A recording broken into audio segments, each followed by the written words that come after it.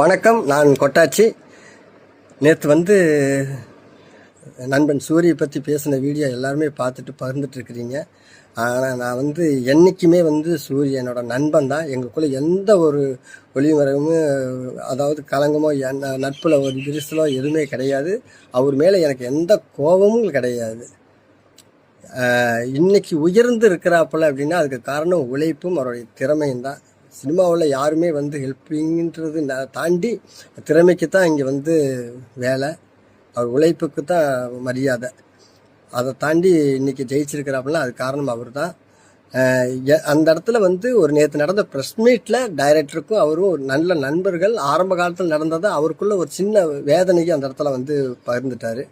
பகிர்ந்து அந்த இடத்துல சொல்லிட்டு இருக்கிறப்ப பத்திரிகை நிருபர்கள் டக்குன்னு கொட்டாச்சி அந்த காலகட்டத்தில் டைம்லலாம் இருந்திருக்கிறாப்புல, ரூமில் இருந்திருக்காப்புல, பேசியிருக்காப்புல. அவருக்கு தெரியல, 2 வார்த்தை அவரு சொல்லட்டுமே, அவர் வாயால் சொல்லட்டுமேன்னு சொல்கிறப்ப எனக்கு டக்குன்னு சமீபத்தில் நடந்த அந்த விஷயத்த நான் டக்குன்னு ஓப்பனாக சொல்லிட்டேன்.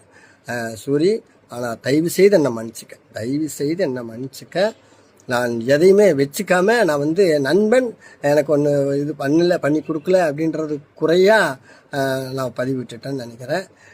அது குமரல் தான். எனக்குள்ளே இருந்த அந்த ஆதங்கத்தை நான் டக்குன்னு உணர்ச்சிவசப்பட்டு நான் சொல்லிட்டேன். தயவுசெய்து என்னை மன்னிச்சிக்க. நிறைய குழந்தைகளுக்கு இப்போ ஸ்கூலுக்கு அதுக்கு இதுக்குன்னு நிறைய நீ உதவிகள் பண்ணிகிட்டு இருக்கிற பண உதவிகள் அதெல்லாமே நான் கேள்விப்படுறப்ப எனக்கு பெருமையாக இருக்குது, சந்தோஷமாக இருக்கும்.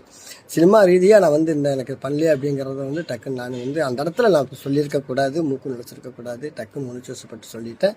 தயவுசெய்து என்னை மன்னிச்சிக்க நண்பா.